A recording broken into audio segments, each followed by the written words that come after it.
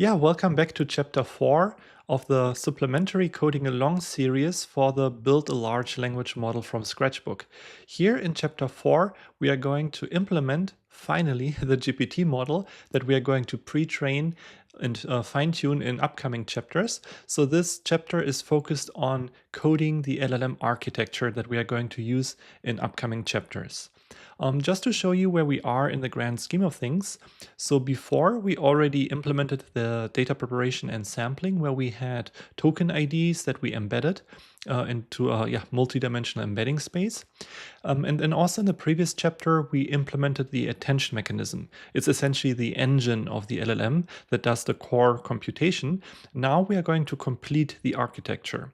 So if you think of the attention mechanism as, let's say, the motor of a car, you can think of this one now as putting on all the remaining parts, the wheels, the steering wheel, and everything else around the motor, basically, the seats and so forth.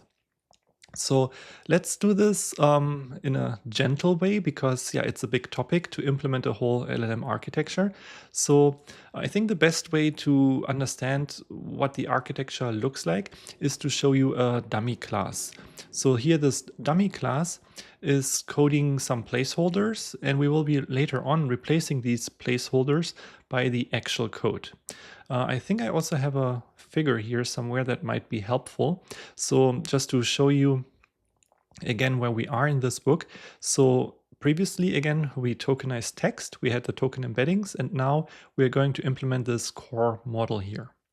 And in this figure, I see this one. So what you can see here is the GPT model that we are going to implement. And so it receives tokenized text, and then the embedding layers, we already coded them in the previous chapter, but they are technically part of the model. So we have these embedding layers, which you can see here. So we have the token embeddings and the positional embeddings. They were covered in chapter 2, where we had a mapping from the token IDs to an embedding dimension that we can define. And the input size of the embedding layer was the vocabulary size, all the unique words in the training corpus. In the positional embeddings, they had the context size, so how many tokens can fit into a context. We had a very simple one, only six tokens, I think, in chapter 2. But in reality, this could be, for example, 256, 1024, and so forth, depending on how much context we want to support in the LLM. And then now we are going to add a few more things. So let me show this also in the context of the figure. So one of these things is the transformer block. So and an LLM consists of multiple of these transformer blocks, and each of the transformer blocks has a number of elements that we will talk about later in this chapter. But one of the core elements is the masked multi-head attention module, which we implemented in the previous chapter. And then we are going to add some output layers, and that is essentially how the LLM architecture looks like conceptually. Now, going back to our dummy GPT model, this is coding what I've just shown you in the figure. So we have these embedding layers, we have optionally dropout, and then here is this transformer block. And like I just mentioned, it gets repeated a number of times. So here we are going to repeat it a number of times, where the number of times is specified by n layers. So CFG stands for, it's just short for configuration. So this is a Python dictionary, as I will show you later, that contains some configuration. Maybe I can actually just add it here so that it's more clear. For some reason, yeah, there we go. Here. So we have a vocab size. This is the number of unique tokens in the input, also in the training set. So this is based on the GPT-2 tokenizer that we are using from TickToken. Then we can specify a context length, how long the context is that the LLM can support. Here we are choosing 1024, but yeah, modern LLMs, they can also support longer context sizes. However, it also depends on the hardware, what your hardware supports. So the longer the context size, the more expensive the computation and the more hardware requirements you need. The embedding size, this is the embedding size for the token embeddings. So previously in chapter 2, we talked about 3-dimensional embeddings. Now we are going to scale this up to a bit larger, 768. the number of heads in the multi-head attention module that we implemented in the previous chapter. Here, the number of layers, it's called, n layers, but it really refers to the transformer blocks, how many transformer blocks we want to repeat, the dropout rate, and whether we want to use the bias in the query key and value linear layers.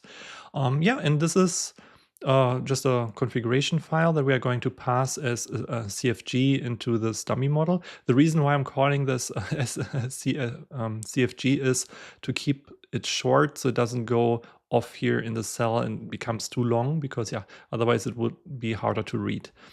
And so we have these transformer blocks. And then we have something called a layer norm here. We will get to that later.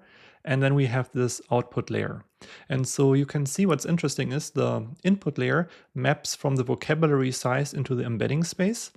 And then the output layer maps back from the embedding space to the vocabulary size. So this will allow us to generate words, because what we're doing is we're transforming the token IDs, the words, into an intermediate representation, the embedding space, like a vector representation. And then later on, we will transfer them back into this original vocabulary size space, back into token IDs, essentially, so that the LLM generates text. So these are the elements, and here in the forward method we are going to use these elements. So we create the embeddings, we add dropout optionally, then we apply the transformer blocks. So when I call this one, thanks to this sequential, it will put it through all the different transformer blocks. And then we have the output layer here. So if we consider this as our LLM, this looks very simple because we have these placeholders. But just to make this work in the case of the video, before we fill in the placeholder with real code, I have also placeholder code. So you can see for now I'm calling this the dummy transformer block, and it's really not doing anything. It's just returning the input. Later, we will fill this block with actual code that will explain what the transformer block does exactly. But as you already have seen here, one part of the transformer block is the masked multi-head attention module. So we will add that later on here and a few other things. And then layer norm, we will also discuss that separately. It's essentially a normalization layer that gets used both in the transformer block and here essentially. But these are details for now. Just think of it as the big picture concept, and we can already use this. For example, if we have some inputs here, so we are using the tick token tokenizer from chapter 2. We are loading it here, and then we create a small batch here. So the batch is, I can just show it to you. I hope it works. Yeah, there we go. So the batch is consisting of 2 inputs, 1 and 2. And so the first input text is every effort moves you. And the second input text is every day holds A, and then so forth. And the task of the LLM is to complete this input text.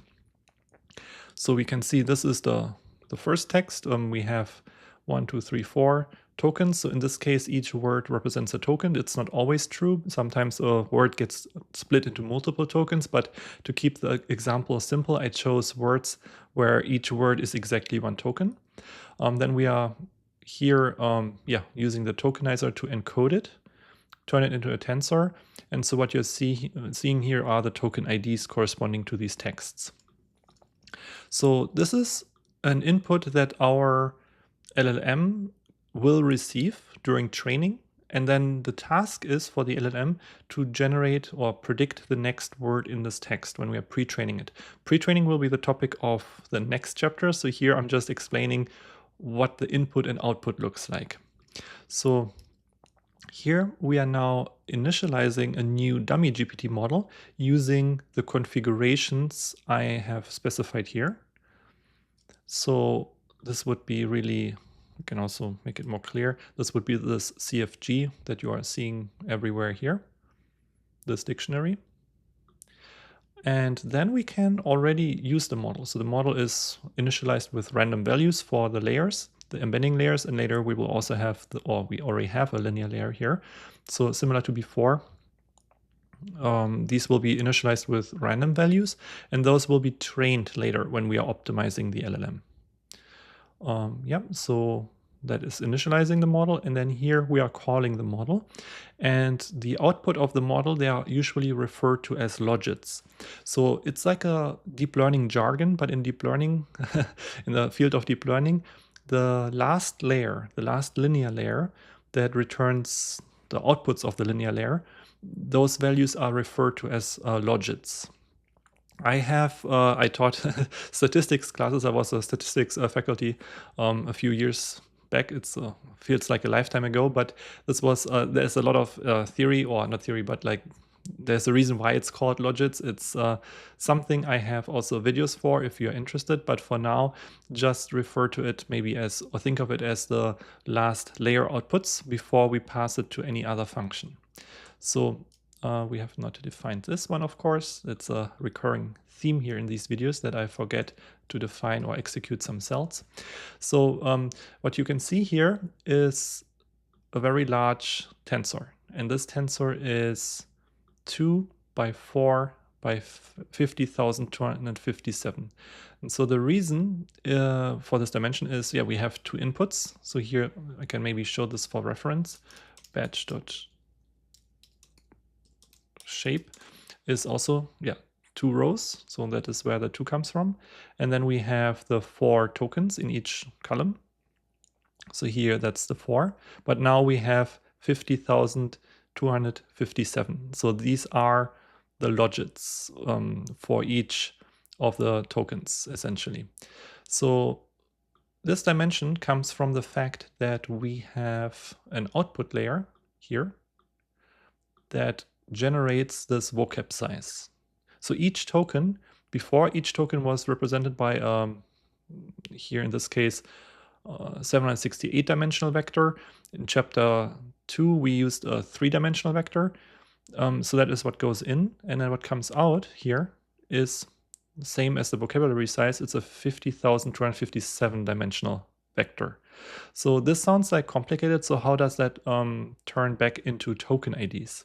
So for that, we will actually look at this closer in chapter 5. So what we have to do then is we have to optimize the LLM. We have to train the LLM, and the LLM will learn that the next token it tries to predict. So if we give it this input, the vocabulary token ID corresponding to this one will have the largest score in this logits vector.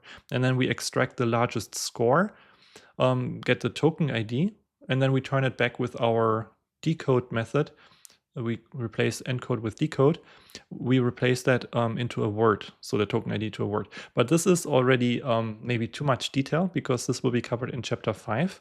For now, just consider we are generating some values here. So we are generating these 50,257 dimensional vectors for each of the token IDs, and we will take care of them later once we have trained the LLM. But yeah, I hope so far you have a good understanding at least how the architecture looks like, so that we have this GPT model where it receives tokenized text, then it goes through embedding layers. We have these transformer blocks, and then we have this output layer that produces these 50,257 dimensional vectors, which are for now just placeholder values. And later on, we will fill in the details. And yeah, in the upcoming videos, we will also fill in the details in terms of what goes exactly on in this transformer block.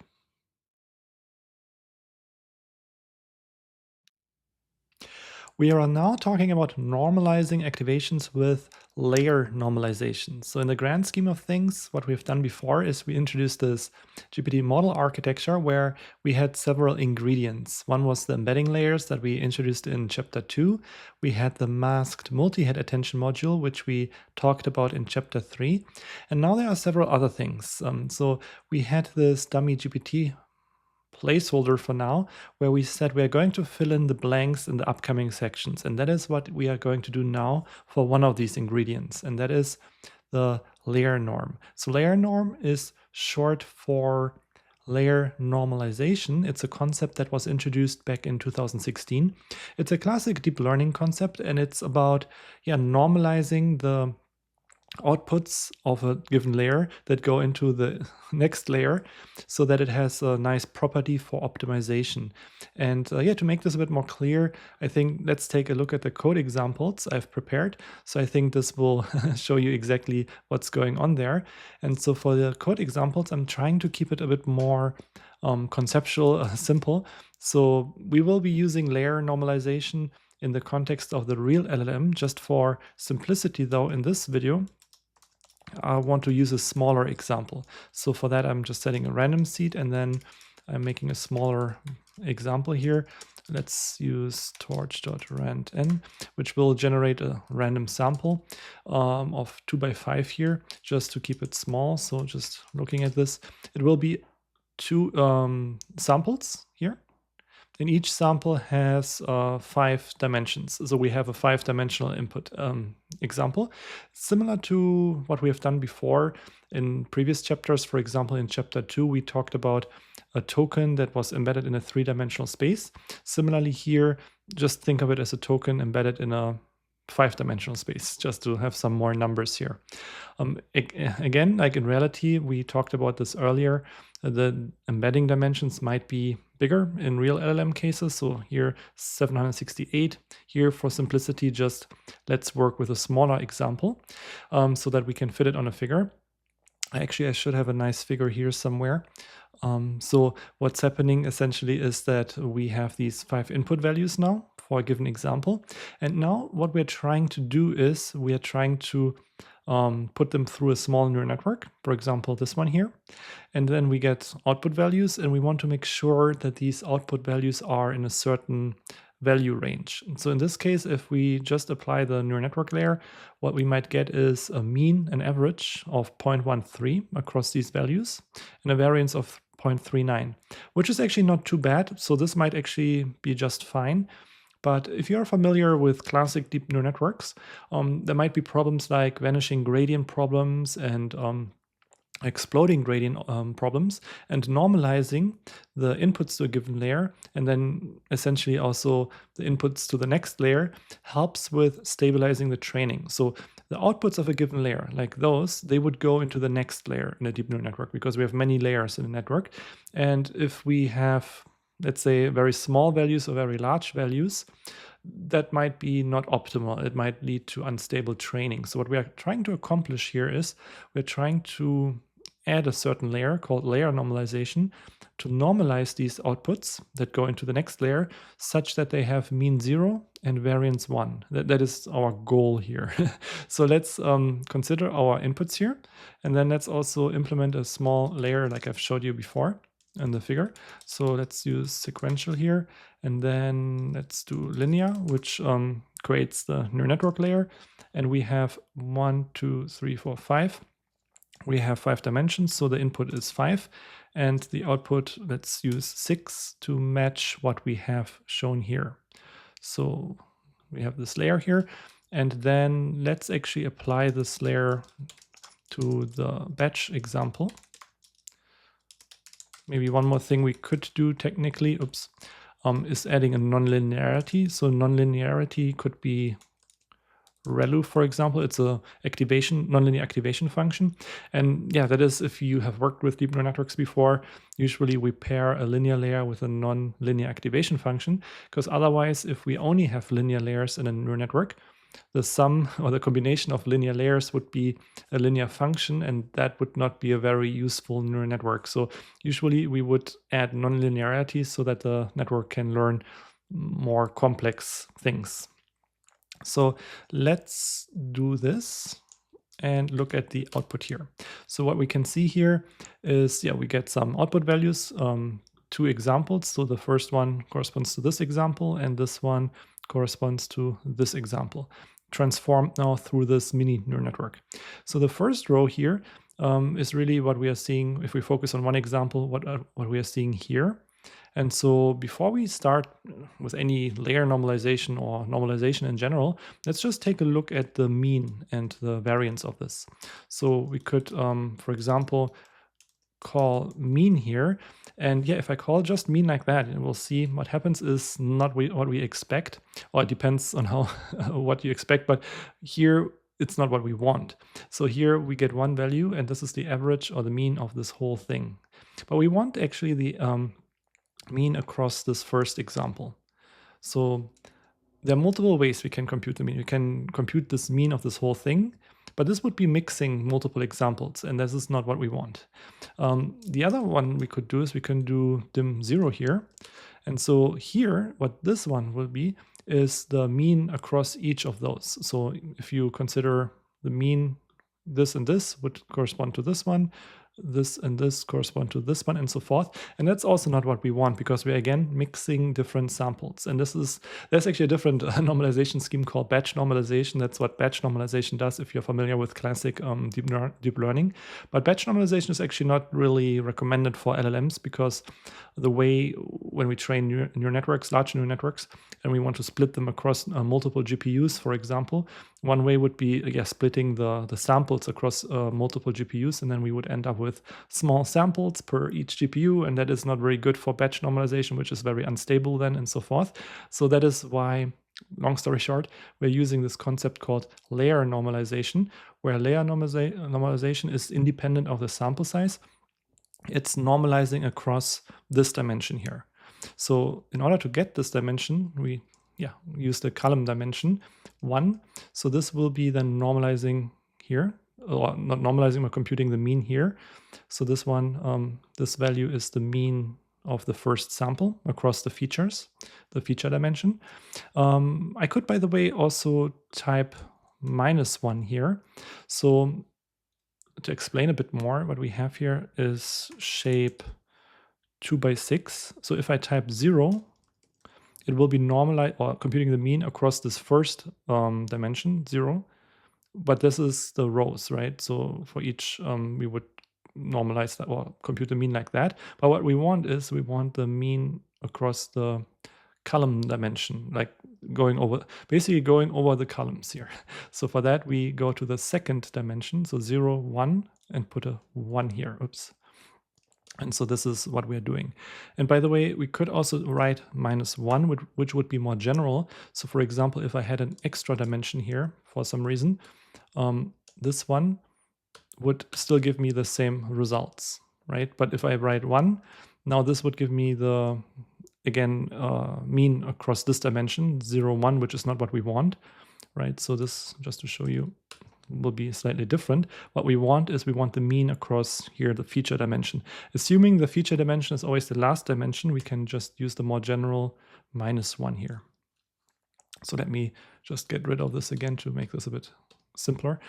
Now, one more thing is it's still a bit harder to read here. So we have these two values, and one corresponds to the first one and one to the second row. We can actually keep the original dimensions. We can do keep dim equals true here. And then this one will keep the dimensions. You can see it's these two. So the two dimensions, the two rows, it will keep those, which is a bit nicer. So this would be the mean. Let's just call that mean. And we can do the same for the variance here. Let's do this.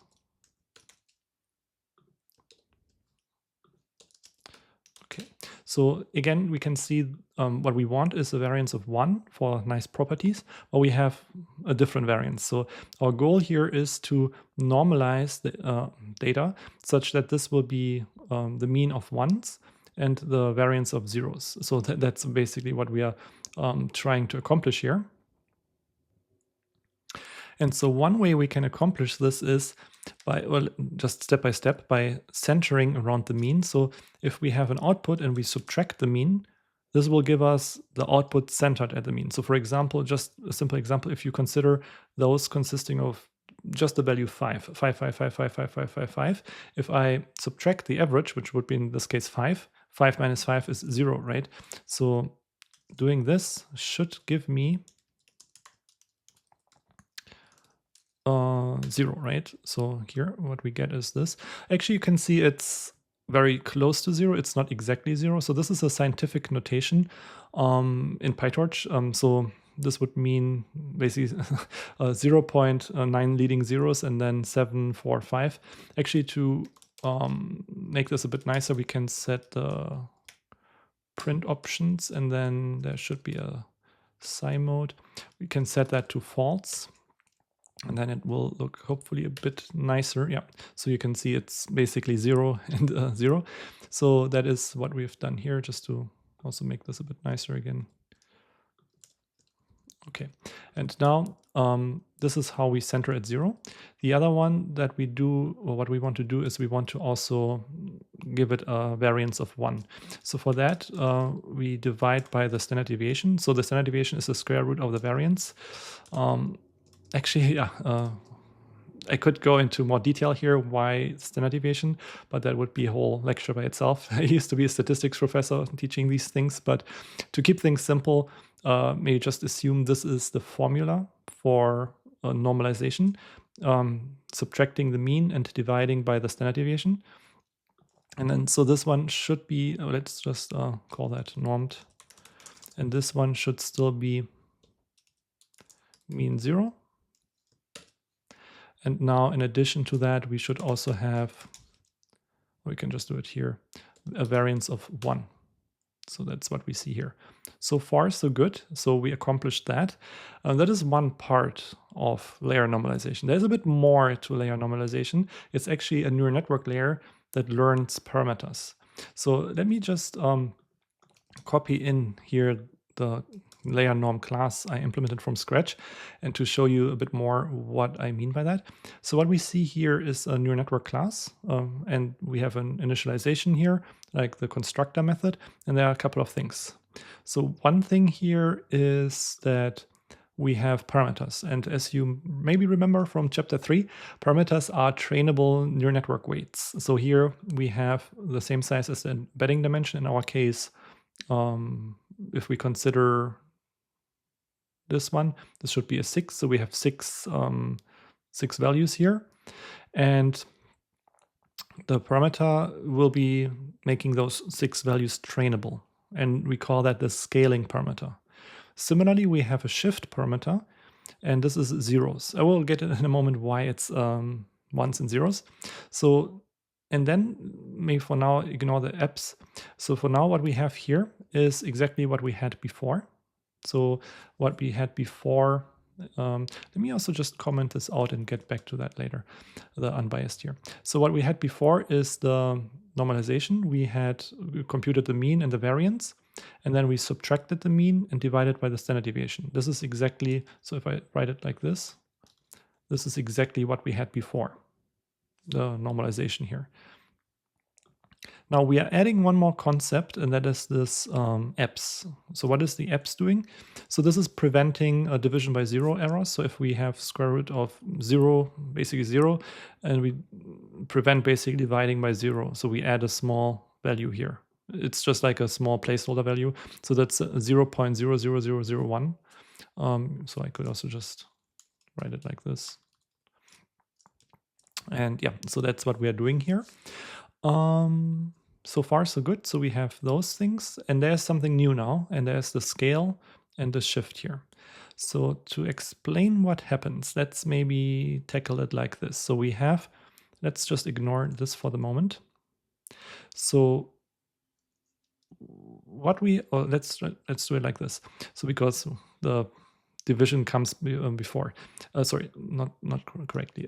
So let's do it like this. It's maybe easier. So what we're doing here is we are subtracting the mean, right? And so here we optionally add some value back. So we subtract the value and then we add some value back.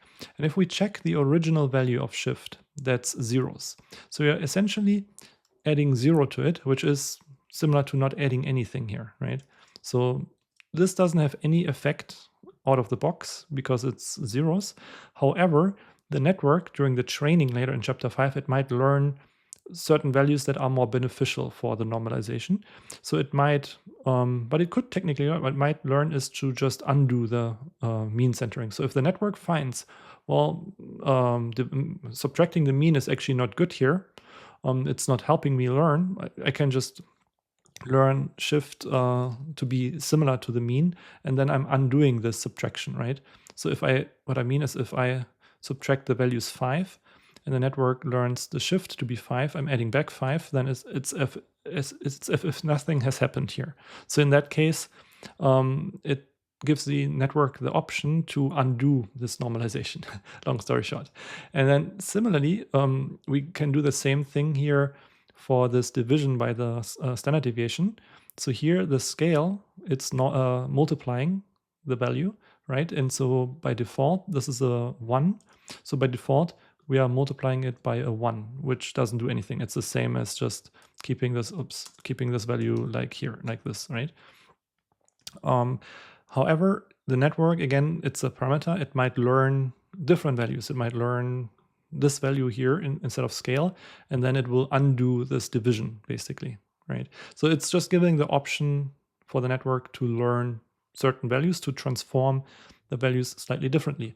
And this is essentially how a layer looks like. And by default, it will be the same as our normalization due to the fact how these ones and zeros are set here. Now, yeah, let's actually try this in practice. Let's see how it works. Let's do layer norm. And then we have embedding dimension character or value attribute argument, sorry, function method argument. And so we have this, and then we apply it to our, let's do the output here. And yeah, these are our transformed values. Let's actually double check. Let's just call them temp, or like just outputs normed, something like that. Okay, and let's just see how they look like again. And now let's double check if they are indeed having the properties that we desired. So that would be mean of 1, mean 0 and standard deviation invariance of 1. Dim -1, I think. Yeah. Keep dim true. Okay, and let's double check. So we can see indeed mean 0 and standard deviation of hopefully 1. Close to 1, yeah. So basically 1 minus rounding errors. The one thing I commented out here is this unbiased. So this is just like a minor detail. So there is if you're familiar with statistics, population statistics and sample statistics, there is a concept like a Bessel's correction term when you compute the variance or standard deviation that you divide, instead of divide by n, the sample size, you divide by n minus 1. So unbiased is basically, unbiased true would be the population statistic, and unbiased false would be the sample statistics. So this would be a whole, again, lecture by itself. I used to be a statistics professor and was teaching these things, but I don't want to turn this into a statistics lecture here. But what we have here is we could technically, let's see if that works, set this to false. You can see the values are slightly different. And that is because we have a very small sample size. So here, if I increase this sample size, make it really large, let's say, it should be then also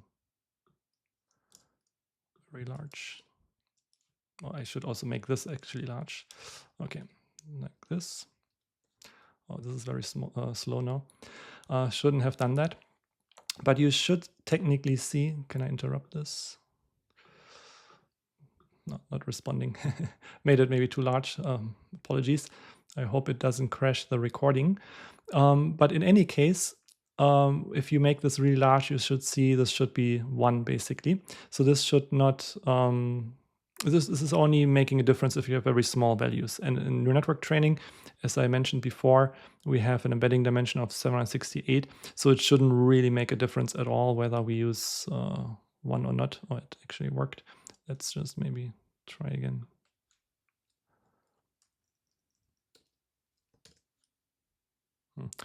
Yeah. Okay.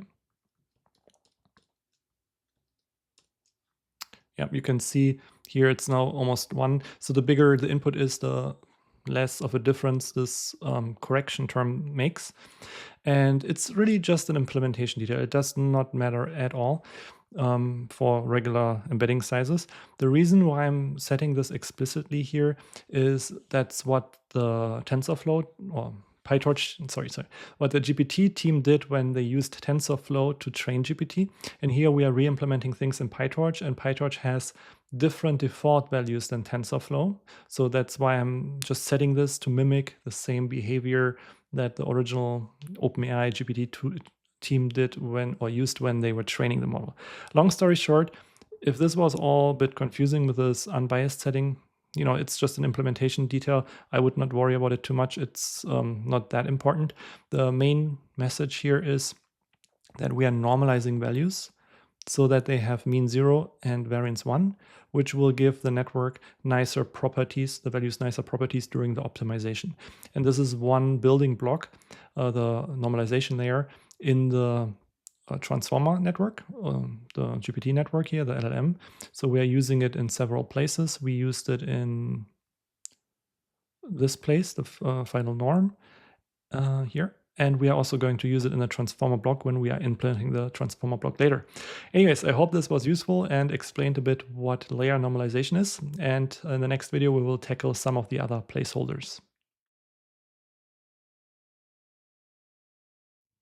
Let's now talk about implementing a feed-forward network with GELU activations. Here, the feed-forward network is a small neural network contained in the larger neural network, the LLM, and the GELU activations are nonlinear activation functions. So it's essentially a concept in deep learning where we have linear layers and nonlinear activation functions.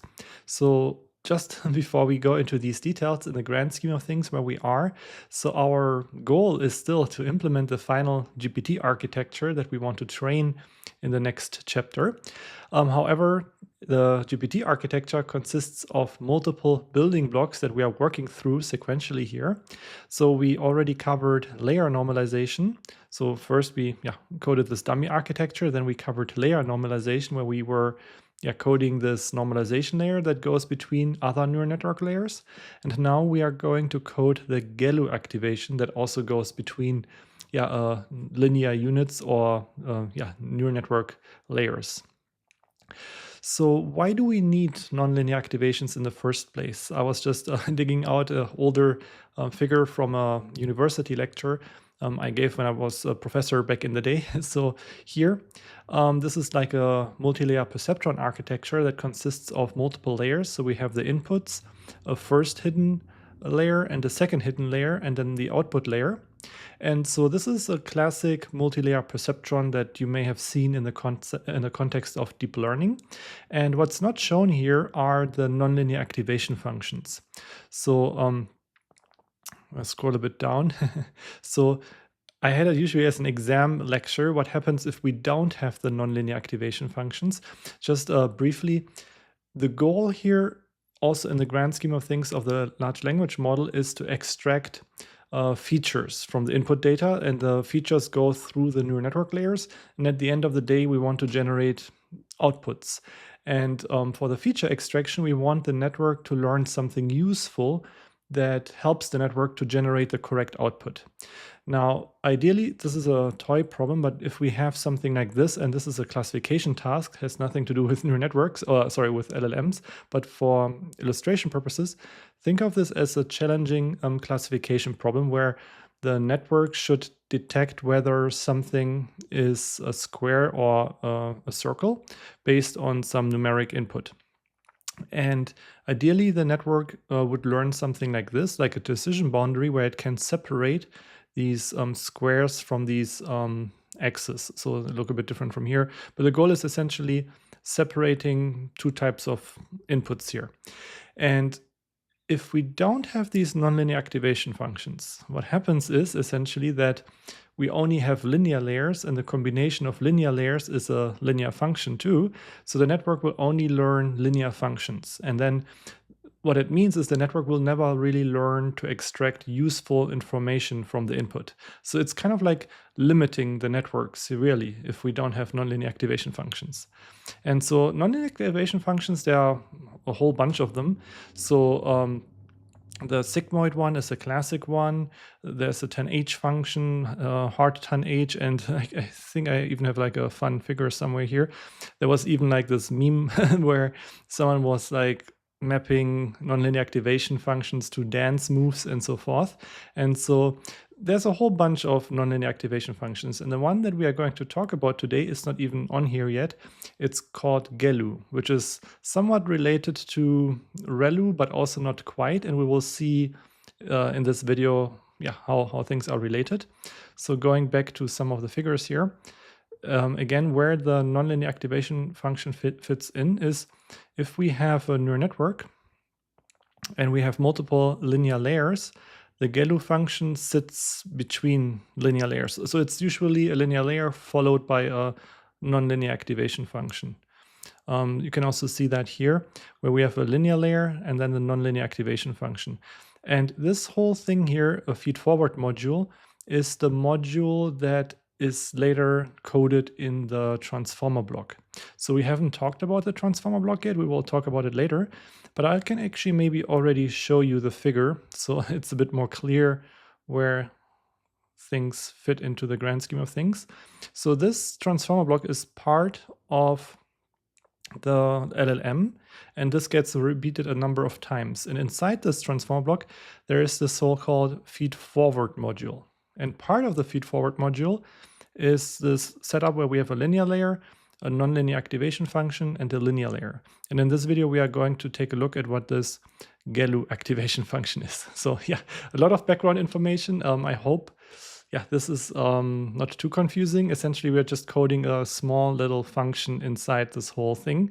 And the GELU function goes back to a paper called Gaussian error linear units. And here in this paper, they proposed a function that is essentially a bit better than the ReLU for optimization purposes and so forth. And one more thing here. So the ReLU function, there's actually a nice figure here, how it relates to the GELU function. So the ReLU function is a function that is maybe the simplest nonlinear activation function. What it is doing is if the negative, so if the inputs here on the x-axis, if they are negative, they are thresholded to 0. So the y-axis is the output, the x-axis are the inputs. If the inputs are negative or below 0, the output here is 0. Otherwise, it will maintain the input. So if the input is 1, the output is 1. If the input is 2, the output is 2, and so forth. And the GELU is, it's very similar. You can see it's slightly different. It has some beneficial mathematical properties for normalization or for optimization during the training. So if you're interested, you can read through this paper, but it's not super essential. You can think of it just as a nonlinear activation function, one of the many nonlinear activation functions. You can actually train also the LLM with other types of nonlinear activation functions. It's just a choice that the original developers of the GPT model made. And in fact, later LLMs, for example, the Llama models, they use something called a SWIGLU activation function, which is a gated unit with, I think, SILU activation function. So, it's just like a choice some people make. So it's not super crucial. The only thing that is crucial is that we use a nonlinear activation function. Which one? Well, it depends. Some might sometimes work better than others, but I wouldn't get too, too serious about which type to use here. One thing about the GELU activation function is that it comes actually in two flavors.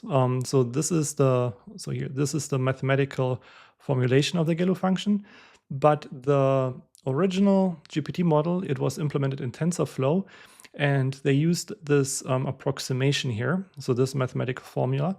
And I don't know 100% because I haven't talked to the authors of the original GPT architecture, but I can assume, or I would assume that this is probably due to efficiency reasons that they use this approximation. So it's, approximately the same, but it's approximated, it is maybe a bit faster.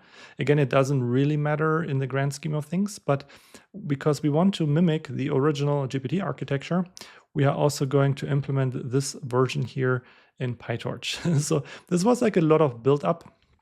a lot of background information. So let's actually get to the code. And I think once you see the code, you will feel like, okay, this is actually much simpler than you thought, compared to the paper and everything. So here, what I copy and pasted here is my re-implementation of the approximate GELU function, and you can see it's a very similar module. It has a forward method and it receives some input, and then it applies this formula. It multiplies the input by 0.5 and then multiplies it by 1 plus this 10h and so forth. And so this is just a mathematical approximation of the GELU function as described in that paper.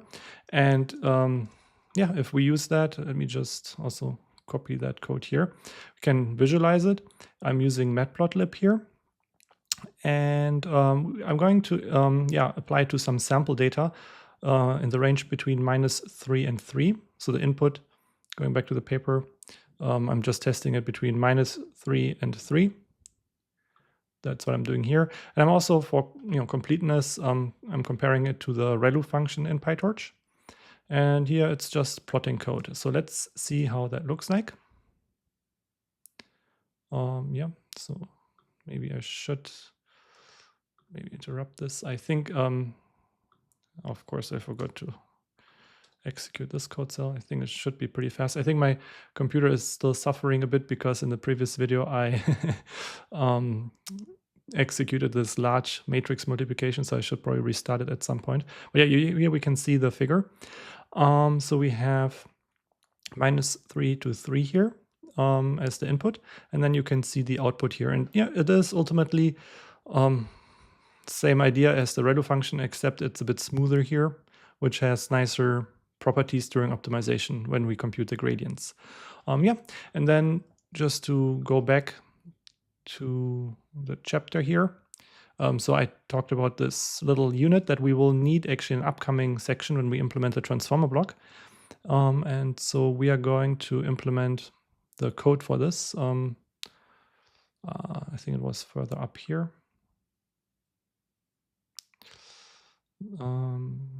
So we're going to implement this one. So let's do this. And this will be something we are going to use later. So what is happening here? So we have a feed forward module. And we have a sequential here, which means it will, in the forward method, it will execute everything that is inside the sequential in a sequential fashion. We have a linear layer. So this goes from the embedding dimension.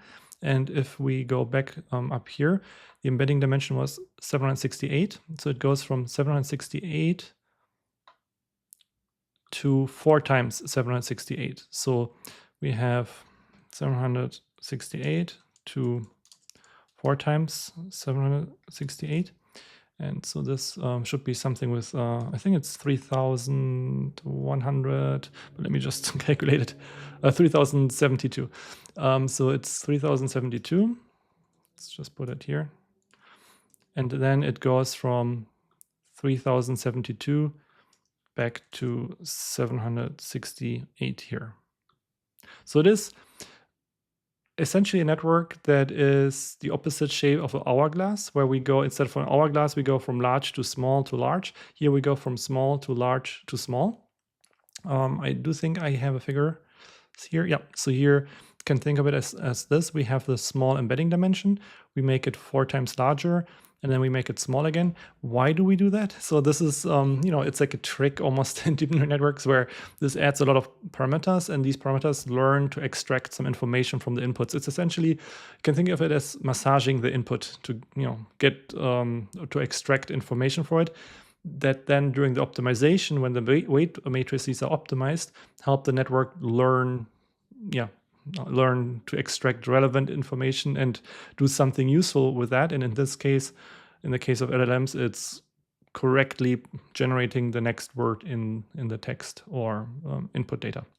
And this is our mini neural network that we are going to use in chapter 5, when in the transformer block, but then also in the LLM that we are going to train in chapter 5.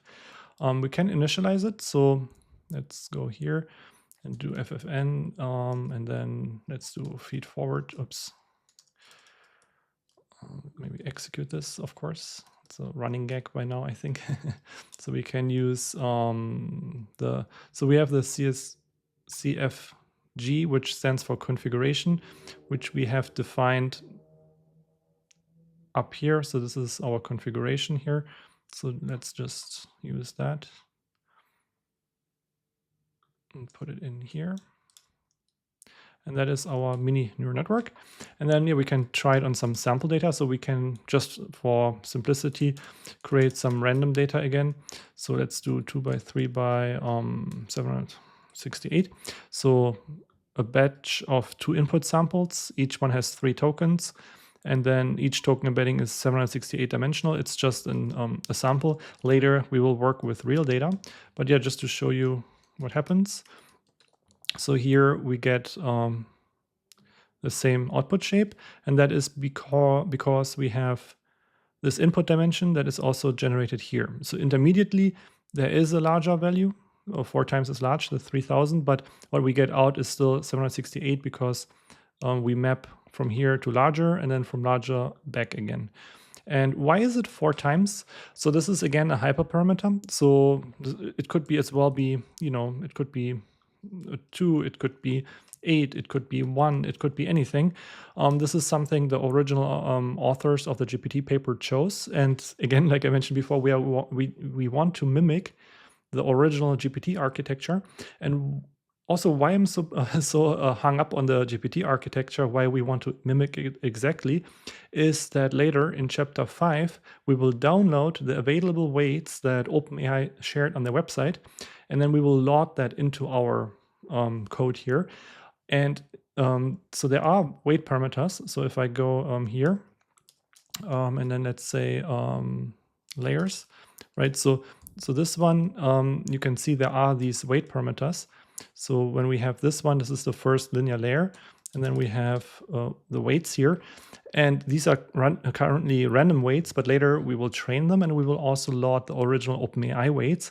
And we have to have the exact same dimension that they have if we want to load their weights into our model. So we have to match these things exactly so that the weights are compatible.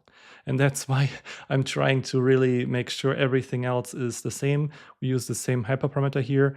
We use the same approximation here that they used in TensorFlow and so forth. And yeah, so that's why it's so important for me to match these things. And yeah, in this section, now you saw the GELU function. In the next video, we will tackle another building block of the LLM architecture. In this section, we are going to talk about adding shortcut connections. So far, our goal is still to implement this final GPT architecture. We started off with this GPT backbone, this dummy GPT placeholder code, and then we filled in individual building blocks. For example, in the beginning, the layer normalization, and then in the previous section, we talked about the GELU nonlinear activation function, and we implemented this small feed-forward neural network module that we are going to use in the transformer block. However, before we get to this transformer block here, there's one more thing we want to implement, and that is the shortcut connections here. So shortcut connections, they go back to a paper called Deep Residual Learning for Image Recognition. And here the authors implemented a convolutional neural network back then. And they proposed these shortcut connections, or sometimes also called residual connections. So to show you what those are, here's maybe a nice figure. So what they do is, so just to orient ourselves here, what we are looking at is like this, is something similar to what we have just coded in the previous section, this little neural network module where you have a weight layer, essentially the NN linear layer, a nonlinear activation function, ReLU or GELU, and then another linear layer. And so this is actually similar to what we're looking at here.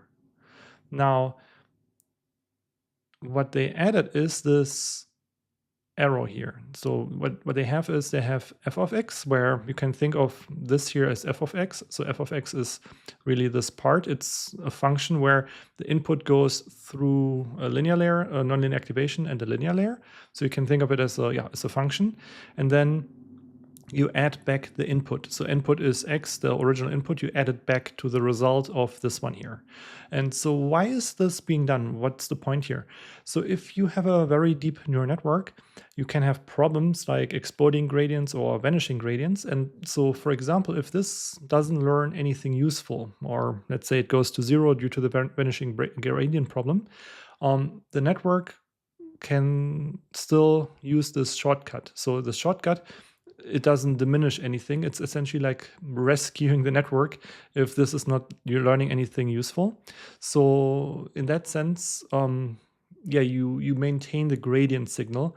You maintain a signal during the training to help the network learn something. Otherwise, if you have a very deep neural network, there might be no signal anymore. And then, yeah, you have a vanishing gradient problem or other problems. And then the network will fail if one of these submodules fails. Because in a neural network, everything is sequential.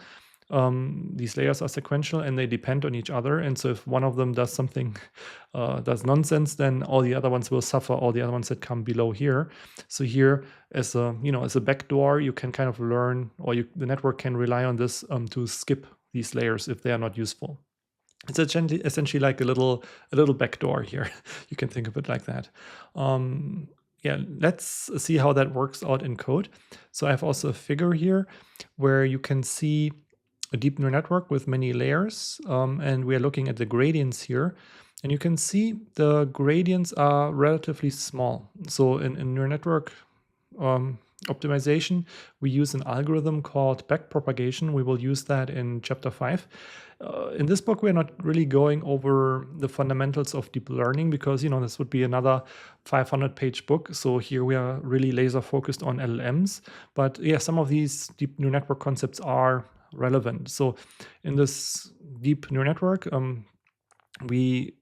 so it's also a convention to draw neural networks from bottom to top. So this is why sometimes when you're looking at these diagrams, why is this, flipped around?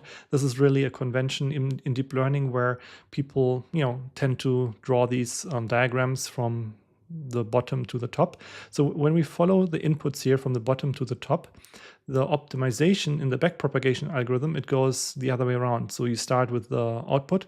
There's a loss function that's not shown here that is usually used, and then you backpropagate. That's why it's called backpropagation. You go backwards, and you can see the gradient signal becomes weaker. So you have a 0.005.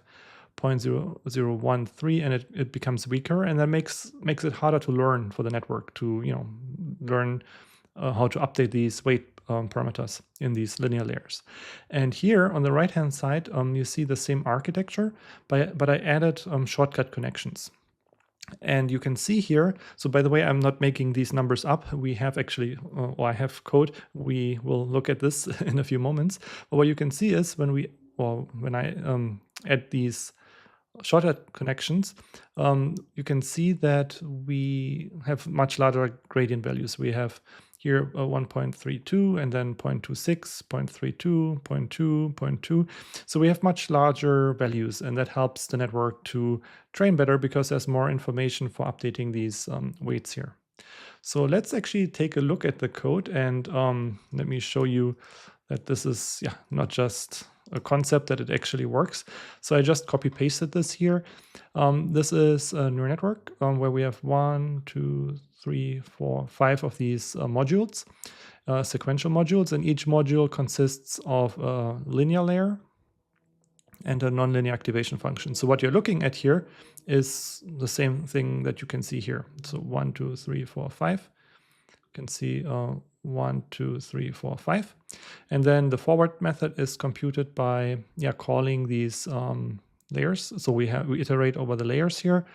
We're calling them, and then optionally we add this shortcut connection.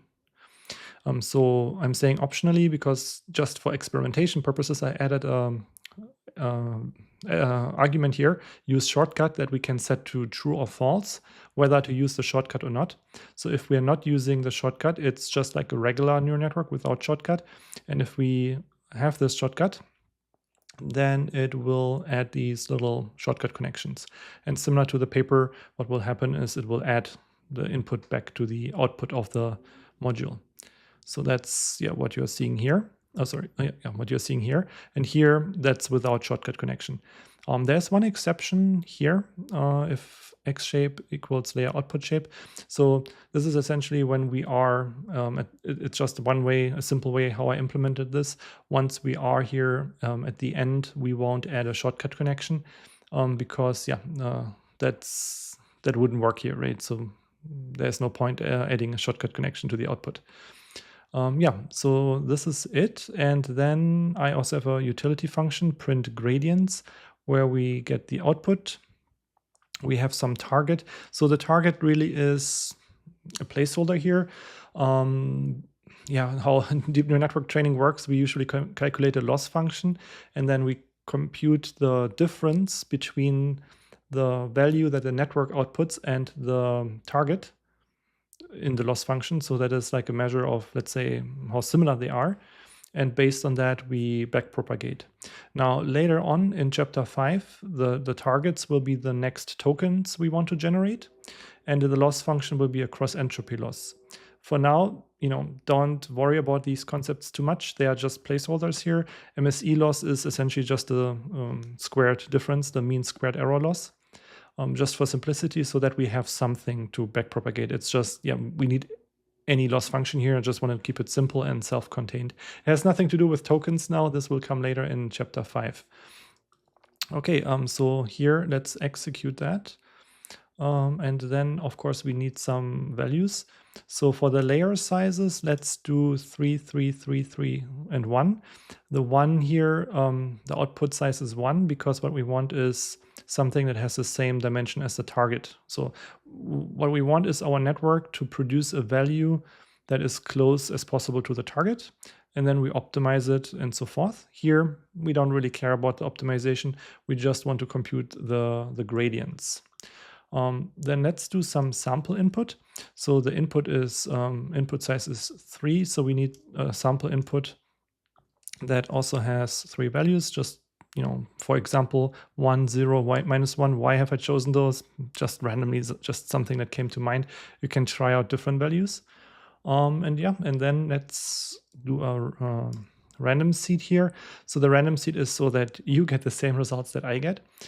And then let's first initialize our network here. So this is our example network without shortcut connections. So this is printing the gradients without shortcut connections. And you can see, these are very small values. So the values in the figure are actually based on the code here. So you can see those kind of match. And then we can do the same thing, with shortcut connections. Yeah, and you can see now the values are much larger. So with these shortcut connections, we lift up these gradient values. The network later on, it will be more than just lifting up the gradient values here in the beginning. It will also, learn how to optimize these weight matrices. And if there's something that goes wrong during the training, these shortcut connections can always compensate and rescue the network there from totally failing, because one more time, you can see everything is dependent on each other. So if you have something that doesn't really work here, the later layers in the forward pass, they are not affected. And likewise, if we do backpropagation, if something fails here, this layer is not affected. It can learn how to skip here. And that's the whole idea behind shortcut connections.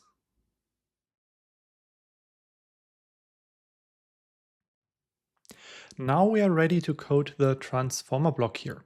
So the transformer block combines multiple modules. For example, the attention module, the multi-head attention module we coded earlier in chapter 3. And then it will also have a bunch of linear layers, where for the linear layers, we also introduced several concepts. For example, layer normalization, GELU activations, and then also the shortcut connections. So going into this figure here again, what we have done so far in this chapter is we coded the GPT backbone, like the placeholder architecture, and then we were filling in the blanks, the placeholders, for example, layer normalization, GELU activation, the feed-forward module, and then also the shortcut connections in the previous section. Now we have all the building blocks here to code the transformer block, which is a very essential core part of the GPT architecture. So the name transformer block, it's derived from the original transformer architecture proposed in the Attention is All You Need paper. And if we go to the paper, there is this very influential figure that you might have seen before. We actually already talked about this briefly in a previous section. So there's an encoder submodule and a decoder module. And the decoder module is what's used in modern LLMs, in GPT-like LLMs. So the encoder module, you can forget about it for now. It's not used in modern LLMs like GPT. It only focuses on this right subpart here for text generation. And there is this gray block here, and this is the so-called transformer block. So to show it to you in a different figure, maybe that also helps. Here we have the whole GPT model, and there are several aspects to it. We have the tokenized text that goes into the model. For example, every effort moves you as the input text. There are embedding layers, the token and positional embedding layers in the GPT model. And then we already coded the masked multi-head attention module. Now, the masked multi-head attention module is part of this bigger transformer block that combines some other aspects. And here it looks like there's only one transformer block, but as we will see also later, the transformer block is repeated a number of times in this GPT model. So it's actually a very important model or module, and the transformer block takes up most of the LLM. Basically, it's repeated a lot of times, and it's a really important aspect of the LLM. And in this section, we are going to look inside what's contained in this transformer block. So let's go to section 4.5 here. And here we see such a transformer block where it receives embeddings of token embeddings. For example, we have input every effort moves you 4 tokens, and they get encoded into 768 dimensional token embeddings, as we talked about earlier. And these go into this transformer block here. And in the transformer block, we have a layer normalization layer. We have the masked multi-head attention module from the previous chapter. We have dropout optionally. And then here we also, you can see we have the shortcut connections. So this is like one submodule. And then we have another layer norm. We have this feed-forward module, where the feed-forward module consists of a linear layer, a GELU activation, and another linear layer. And then optionally, we also have dropout again here. And then this feeds to the next transformer block a number of times. So there are usually in a LLM, there are multiple of these blocks following after each other. But we will get to that in more detail in the next section. Here in this section, we are just concerned with coding this transformer block. So let's get to it and see how we can implement it in code. So for that, let me make a class transformer block, and we are going to use again an n.module from PyTorch. And let me just actually copy and paste some of the code so it's a bit faster, because otherwise the videos are always so long. So here we have the constructor. It again receives our configuration file. Then we have the multi-head attention module from the previous chapter. So I should ideally import it from the previous chapter here.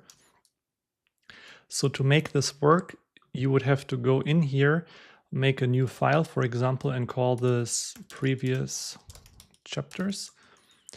And in this file, we need to have this multi-head attention code from the previous chapter. Otherwise, it won't work.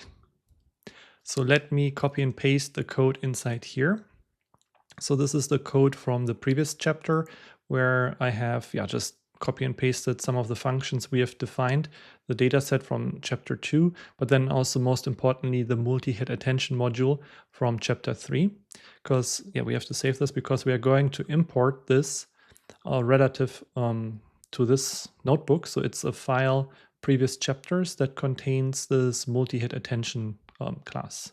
Okay, so let's work with this now. And let me briefly discuss what we are looking at here. So we have the multi-head attention class, and it is using the configuration file for the input embeddings, embed them, that's 768.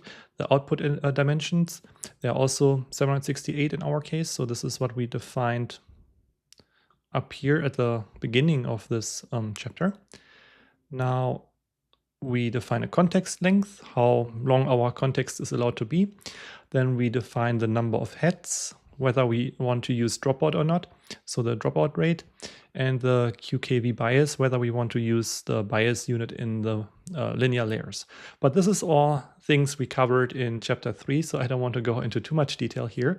More interestingly, we have now this feed-forward module, which we defined in a previous section. And then we also have two places where we have layer norm. So the reason why we instantiate two separate layer norm objects is that they have trainable parameters, and we are using them at two different places. And in both places, we want the network to optimize the parameters. So we won't share the parameters. It won't be like one module that is used in two places. It will be two distinct layer normalization modules. And then, the dropout for another place. So there are multiple places where we use dropout. I think it will become more clear once I implement the forward method. Let's do it like this. And in the forward method, one thing that we need is, of course, the input X. And then let me also copy the code here, so it's a bit faster in the video. So here, what we are looking at is how we are using the things we have defined here in the transformer block. And this will be mimicking what you are seeing here. We have a layer norm, multi-head attention, optionally dropout.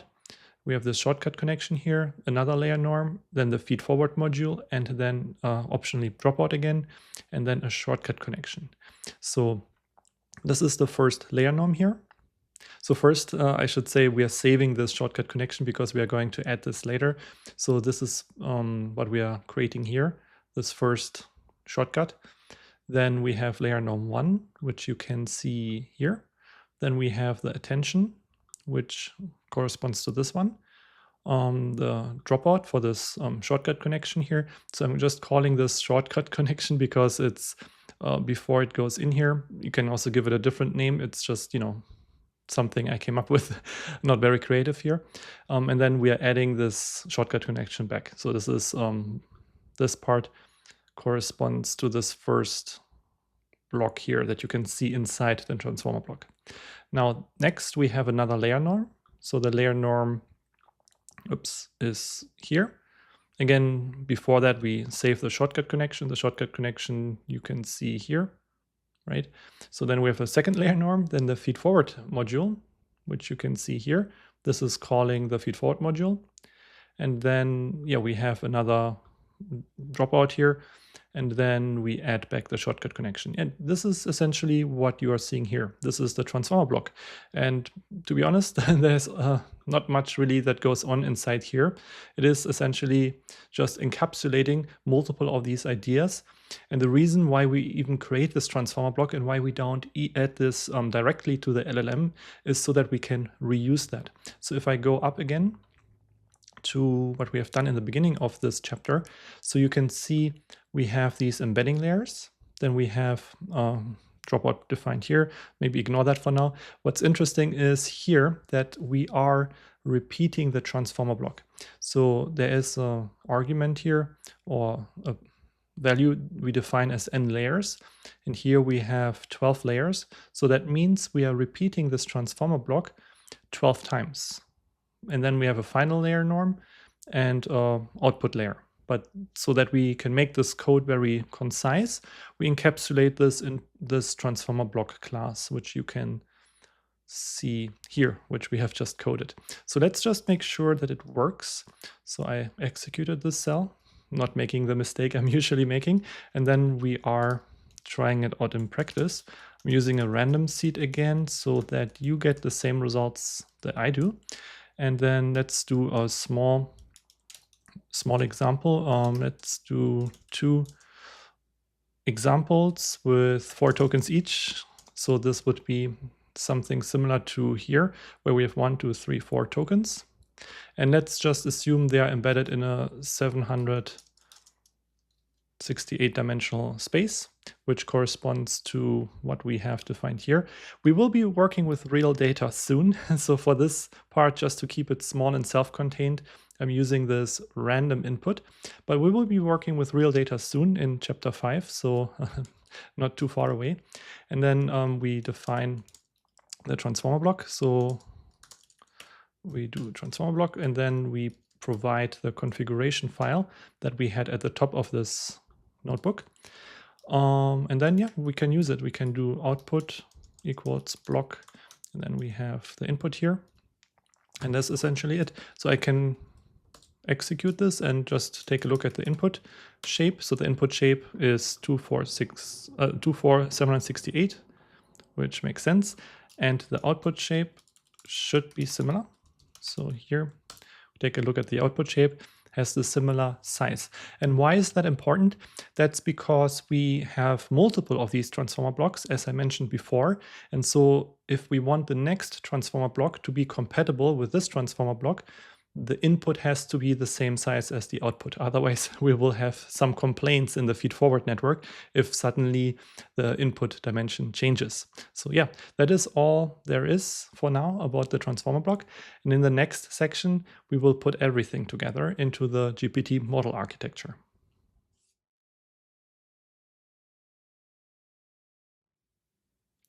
Now we have all the building blocks together to code the GPT model architecture. Before we jump into the code, let me just show you a visual showing you the whole GPT model architecture in one figure.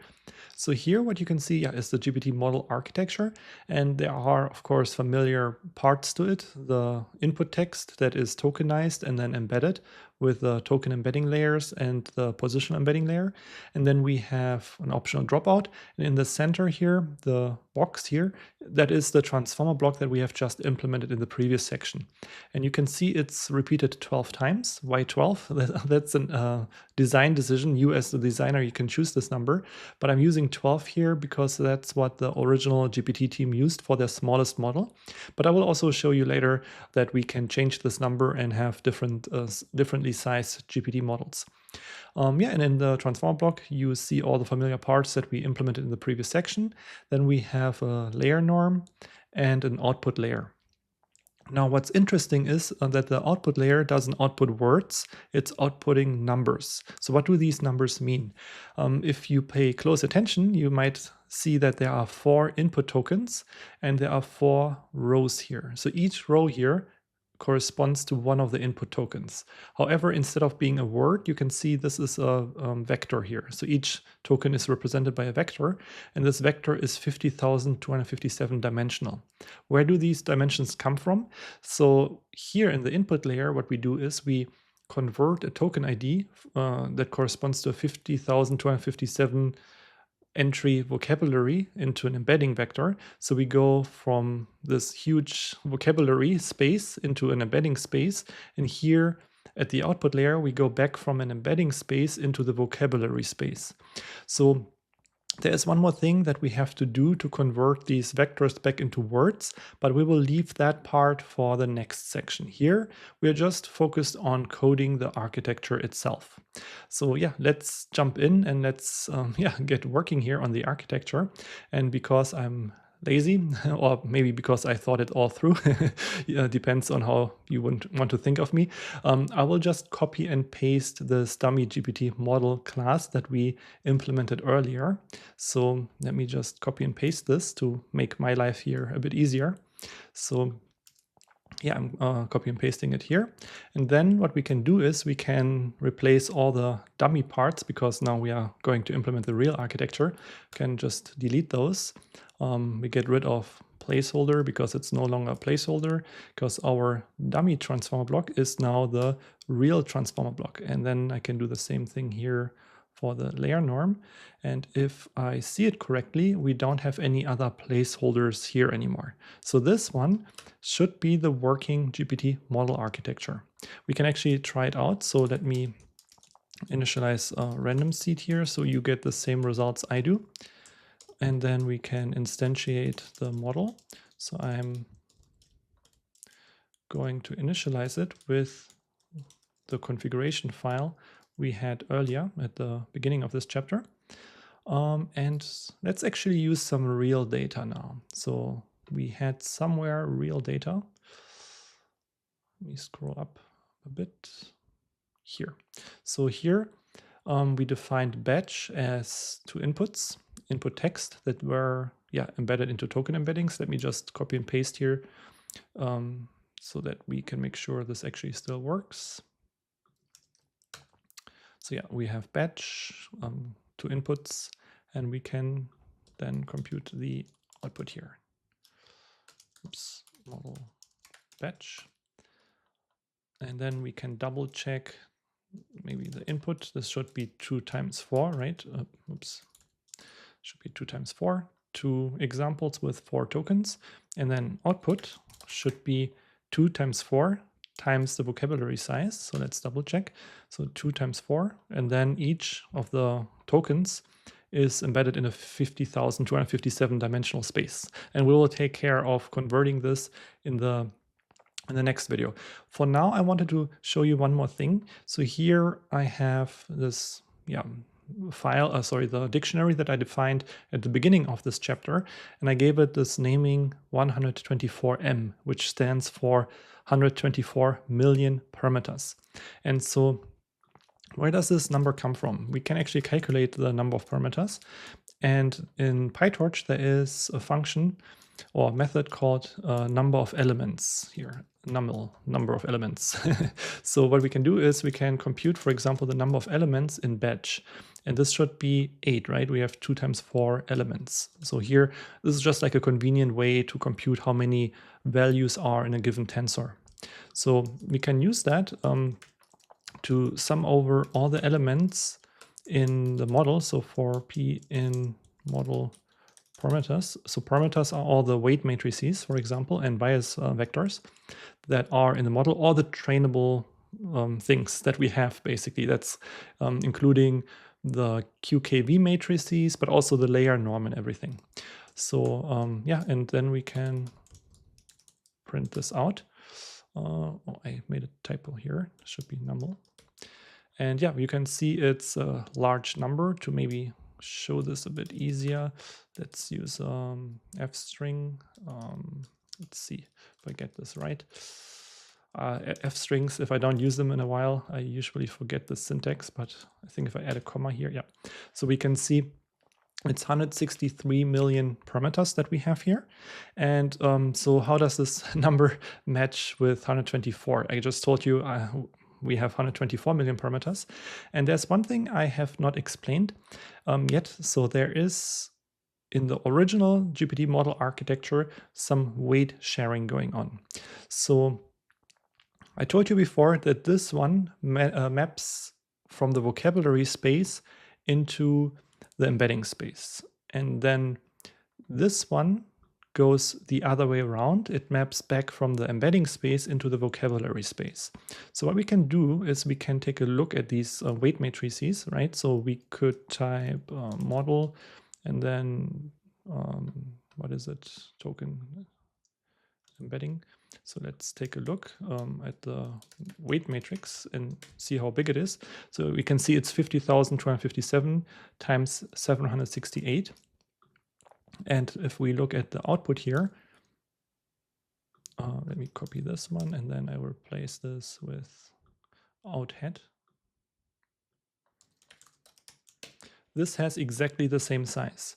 So one trick, because let's say we assume this is learning a good mapping. We're mapping from vocabulary space into embedding space, and we might assume that the same in reverse might work well. So mapping from embedding space to vocabulary space, so we could actually share the same weights. So we are not doing it here for simplicity, but we could technically reuse the same weights in the output head here. So because they have the same dimensions, and it's actually a design decision.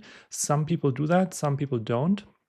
If you share the weights, yeah, you have fewer parameters in the model because these are really large matrices, but there are architectures or many architectures that don't do that. So it really depends. So Llama models by Meta AI, for example, Llama 3 and 3.1, they don't do the weight sharing, but 3.2 is doing the weight sharing. It's really, almost arbitrary. It depends if you want to save on parameters, you can share the weights, but otherwise, in my personal experience, it's not always leading to better results. So it's really like a trade-off between parameter size and better training dynamics, but it really, really depends on the architecture. But yeah, what I wanted to tell you is that the number of parameters here, how it's usually computed for GPT-2 models, because they usually originally used the weight sharing, is without counting it twice. So what I mean is here we count it once and we count it twice here. So sorry, let's focus on those here and here. If those are shared, we are overcounting. So what we could do is we could subtract, let's maybe do it here. We can subtract this one here.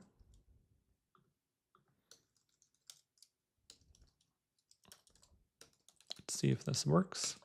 So yeah, so you will get the 124 million that is usually quoted when people talk about GPT-2 models. I also have the paper open here. So here in this paper, this is the original GPT-2 paper. They should have a table somewhere. Let me see where they talk about the model sizes. Yeah, right here. So here they have 4 different model sizes, and this is the one we just implemented with the 12 layers and the 768 dimensional embeddings. You might notice this is not 124, and this is because they had a calculation error, I think. So I think they talked about it somewhere, I think maybe in the code repository, but they haven't updated the paper, which is why the number looks a bit off, but it should be 124 million. And they also have 2 different sizes here. And yeah, I'm maybe leaving this as an exercise for you, the viewer. So to implement those, actually, it should be relatively simple once you have the architecture coded. So you could copy and paste this here and then change some of the values here to make the architecture larger to implement the other ones you are seeing here in this table. I should tell you the table doesn't tell you the whole story.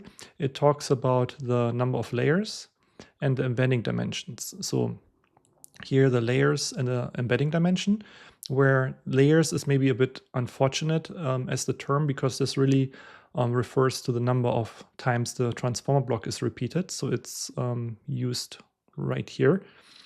So it's not necessarily other layers, it's really specific to the transformer block. So you could also maybe just call it number of transformer blocks to be more clear, or n blocks or something like that. But yeah, I'm sticking here with n layers because that's what's used in this paper and what's a convention nowadays in LLM terminology. But there's one more thing missing, and also the number of heads is different. So they didn't describe that in the paper, but you can see that actually when you download the model weights, and we will be doing that in chapter 5, that they also changed the number of heads. And for your convenience, I will just copy and paste these numbers here.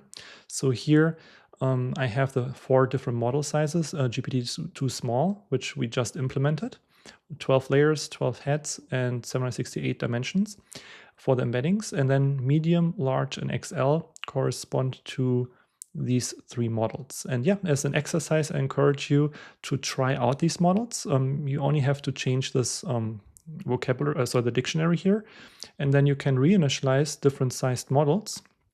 And you can also compute the number of parameters, the size of the parameters, the number of the parameters and the size of the model using this code. And yeah, just find out how big these models are as an optional exercise.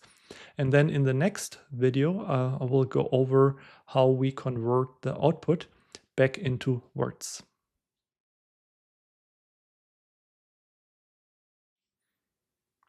Let's now talk about how we can use the GPT model to generate actual text.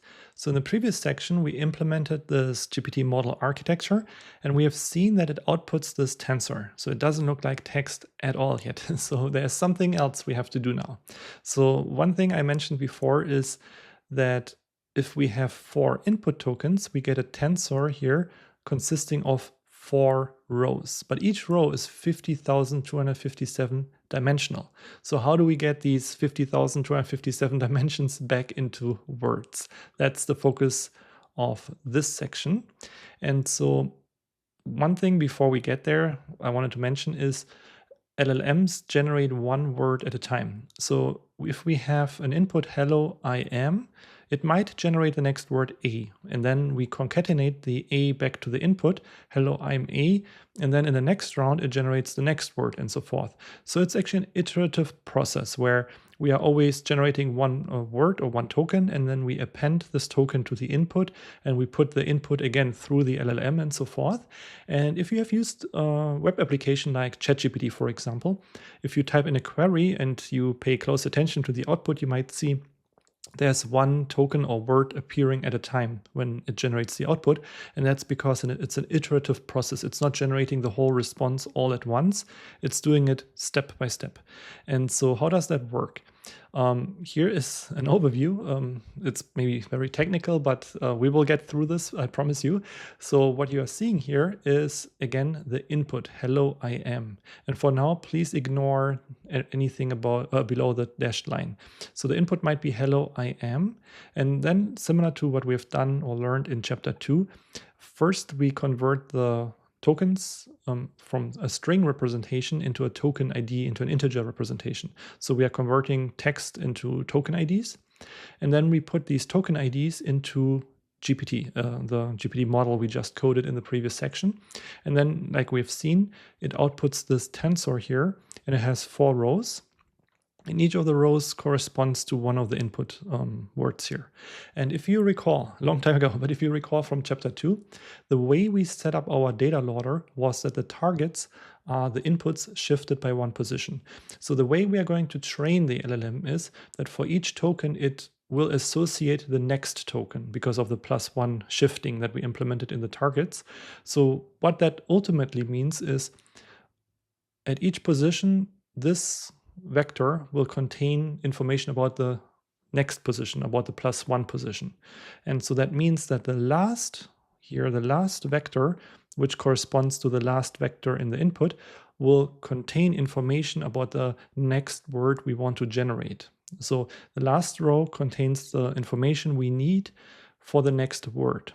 But we need to now convert this vector back into the word that we want to generate. How does that work? One thing I wanted to mention is this last row, in general, these last rows here, they are also called logits. It's not a LLM term, it's a general deep learning term. I don't want to go into too much detail why they are called logits. That would go into a statistics lecture here. But in general, it's convention to call the output of the last linear layer. So the output of the last linear layer in a neural network is usually called the logits, so the values that come out of this linear layer here. So we call them logits. And so here we are looking at the logits of the last token. So we are just, copy pasting. If you pay attention, these are the same values. We're just copy and pasting here in this figure the last row, which we call logits, and then we apply the softmax function to normalize them. So they range from -infinity to infinity. So it could be very negative small values to very large values. And we convert them into probabilities, which are all strictly positive and sum up to 1. And by the way, this is an optional step.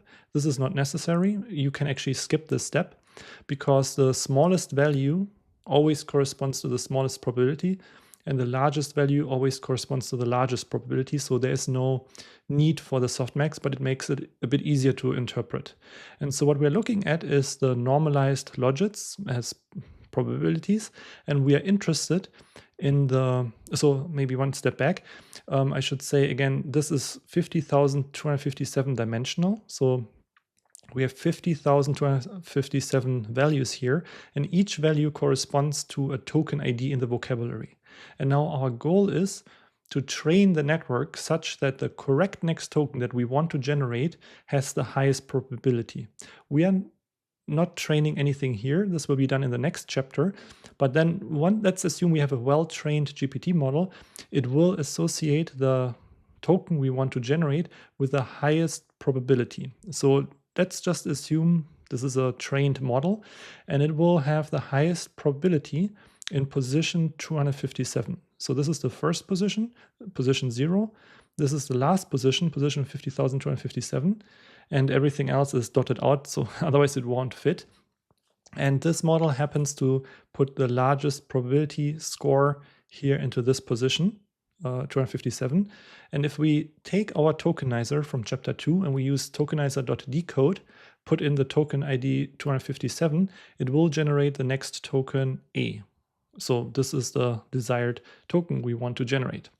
Now, how does this actually, or maybe one more thing here is, we then take this generated token and append it to the input for the next round. So this is only showing you one round. And like I mentioned before, we do this in an iterative fashion as long as we want to generate more text. So every time we generate the next token, it's added to the input. And then we put this whole input again through this pipeline and so forth. But yeah, to make it maybe more clear, how does that actually work out in code? So let me go to the notebook and let me code this. So we can define a function, call it generate, let's say text simple. Why simple? Because we will be implementing more sophisticated versions of that in later chapters that contain some additional sampling procedures.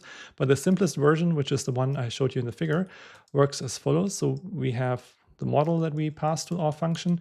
We have the text, let's call them IDX, the index tokens. And then we pass the number of max new tokens we want to generate. We have to define a number, otherwise it will be infinitely generating more tokens. And then also the supported context size that the LLM supports. And then we have a for loop. So the for loop is for how many tokens we want to generate. And then we keep generating. And so here the goal at the end, so we will, let's dot this out for the moment, and then we will return the modified index. So here we pass in the index, then here we keep appending to the index, and then we return it. So that is similar to what you're seeing here. In the beginning, in the first round, we have this input, and then we generate the next word A, and we add it to the input and so forth in an iterative fashion. Maybe this is a bit abstract. So what is index? So index correspond to the token IDs or token index positions, because the token ID corresponds to the index position in this tensor. So index position means 0, 1, 2, 3, 4, 5, 6, 7, up to 50,257. And that's the same as the token ID. So the token ID corresponds to the index position. If I say token ID or index here in this case means the same thing, because we're talking about the index position of this probability tensor. Okay, so just to have something to work with, we have this start context, just the first text we start with. We encode this with our tokenizer into token IDs. So let me just show it here. So these are our token IDs, and we can also call them indexes. And then we have, because our model only works with PyTorch tensors, we have to convert this list into a PyTorch tensor. So I can maybe just show it to you. So this is our PyTorch tensor, and I added the batch dimension here. So with this unsqueeze, I just added an additional dimension. So you can see this is now a 1x4 dimensional one. So because our model expects batches. So we only have a batch size of 1, but it's just for compatibility reasons. And then we can use that model later for training. Okay, now let's fill in the interesting part here. So we are going to code now our token generation. So first we're going to truncate. So what we're doing here is we are truncating it up to a size that the model supports. In our case, that if we have something like this, that's not an issue. It's just 4 tokens, and our model supports, what have we defined? Up to 1024 tokens. But let's say we copy and paste a large document, 50,000 tokens, so that the model doesn't crash. We just truncate it and pass only the first 1024 tokens. It's just like a sanity check. And then let me double check if I have 1, 2, 3, 4. Oops. 1, 2, 3, 4. That I just have the right spacing because it looked a bit off. It's just a Python convention. And then we compute the logits of the model, of the inputs. So this is corresponding to this one here. In PyTorch, though, one more thing I should add is the no-grad context. So in PyTorch, by default, it is always building this computation graph of the model in the background that is used for the backpropagation algorithm, the training algorithm. And if we don't train the model, this is very inefficient. So here I'm suppressing the generation of this gradient computation, the computation graph, because we are not training here, we're just using the model. So it's just a good practice to save memory, so it's less compute intensive. And then what we are doing is we are grabbing the the last row. So here what I'm doing is I'm just getting the last row of the logits. Let me see here. This is what we're doing. We're extracting the last row. Okay, let's just do it like this. Why not? Next, what we are going to do is now we are computing the probabilities. So we use torch.softmax, similar to what we've done with the multi-head attention. Yeah, so we'll do that for the last dimension. And then we look up. So here maybe one more thing to explain. The argmax, we are using the argmax function in PyTorch. So argmax is let me just move that down here.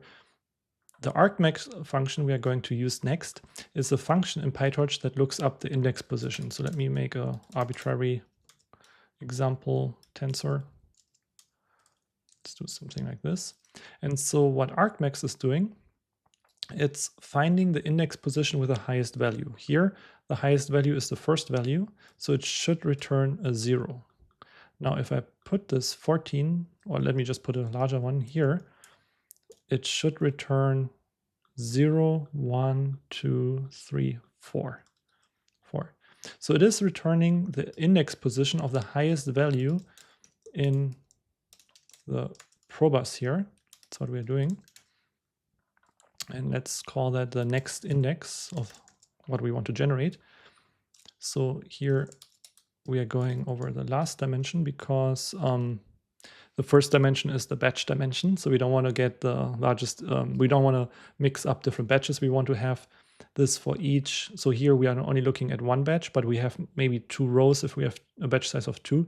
So we don't want to mix between batches. We want to keep them independent. So we are looking at the last dimension. And let's also keep them true so that the dimension matches the one that we have as the input, and then we can nicely, I hope, concatenate. Let's do index, next, and the dimensions is always something you have to keep in mind to make sure everything stays the same. And if I didn't make a mistake here, this should be adding the next generated token, which you see here, back to the input here. Basically, we're not converting back to text here. That is what we will do later with the tokenizer. We are here operating in this token ID dimension. Okay, so let's hope I didn't make a mistake, and let's try this out in practice. So for that, we are going to use this text, and then we will generate the output. We'll use our generate text simple. And let me just copy and paste here what we have. It's maybe easier this way. And then we assign the model here. The index is our encoded tensor. Max new tokens, how many do we want? You can experiment with this. Let's do 6. And the context size, let's just reuse this here. This should be context length.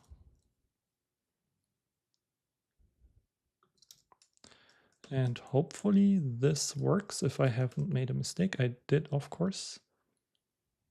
Oh, I think I forgot a colon, of course. So this would not work. Yeah, so I need a colon here.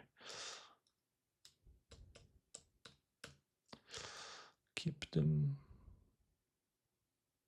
without the underscore. There we go. Now we have something, and let's take a look at how that looks like. So we have now token IDs. Now the last thing, of course, is to use our decode method to convert token IDs back into words. You can see this does not work. The reason is this is a tensor, and our tokenizer works with Python lists.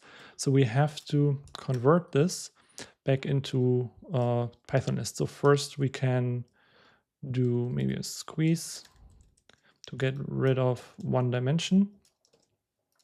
So this got rid of one of the dimensions, and then we can maybe do a to list. I always forget if we need an underscore or not. Let's just see. Yeah, this worked. So we have a list now, and we can see what happens here. So we can see it generated something, but this does not look like what we want to generate at all. You can see this, of course, is our input context. This looks correct, but this, for example, does not look like at all what we have seen here. It doesn't say, hello, I'm a model ready to help. It is more like gibberish. And the reason is we have initialized our model with random weights and we have not trained the model yet. So the model training will be actually the topic of chapter 5. And once we have completed chapter 5, hopefully this will actually generate useful text. But yeah, again, we have this generate text method and we can actually reuse that after the training to see that this actually will help us generate coherent text. But yeah, stay tuned for the next chapter on training the model.